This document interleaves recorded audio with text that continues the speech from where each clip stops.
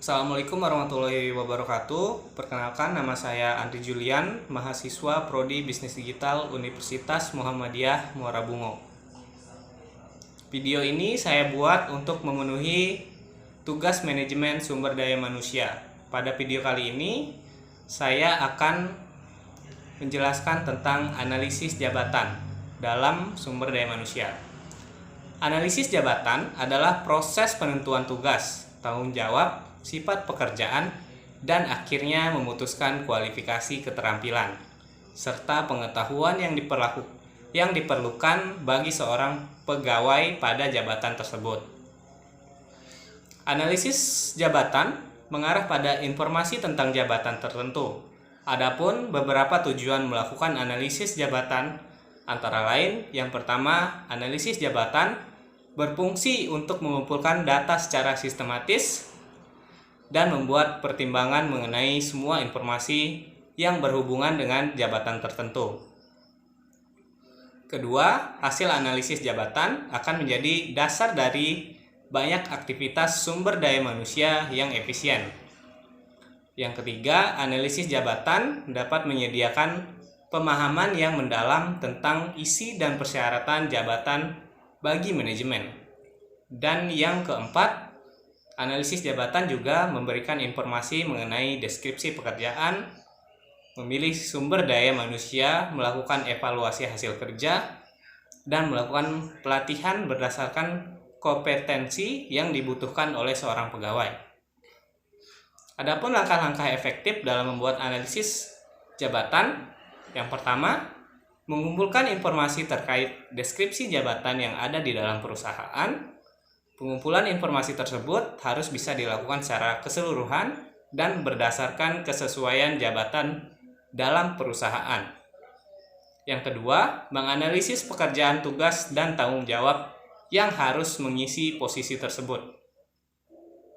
Yang ketiga, melakukan benchmarking kepada perusahaan lain yang mungkin memiliki pekerjaan serupa.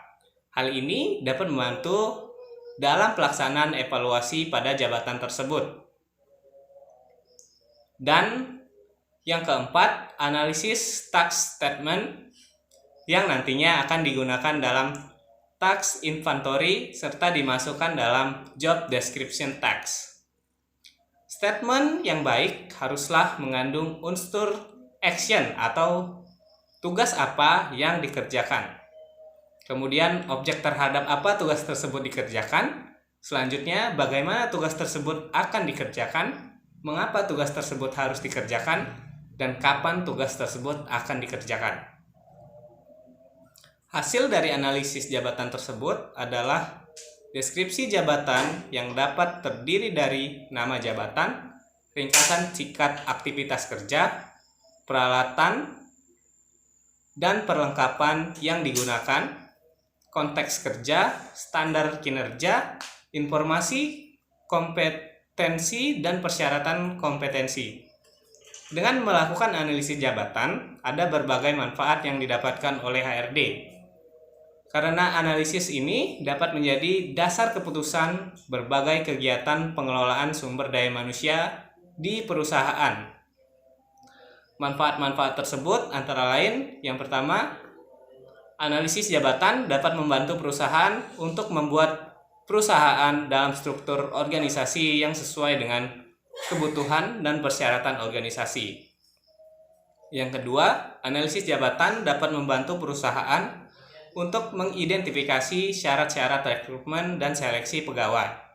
Selanjutnya, yang ketiga, analisis jabatan juga membantu untuk menghasilkan daftar aktivitas pekerjaan yang secara sistematis digunakan untuk membantu program pelatihan.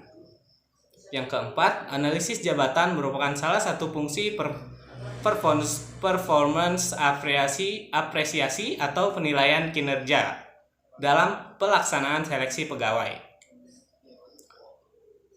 Penilaian harus sejalan dengan ruang lingkup kerja. Dan yang kelima, informasi yang disediakan dari hasil analisis jabatan tersebut dapat berguna sebagai bahan dasar dalam menentukan evaluasi suatu pekerjaan. Sekian pembahasan terkait analisis jabatan. Semoga informasi tadi dapat bermanfaat untuk kita semua. Terima kasih, saya Andri Julian, salam bisnis digital.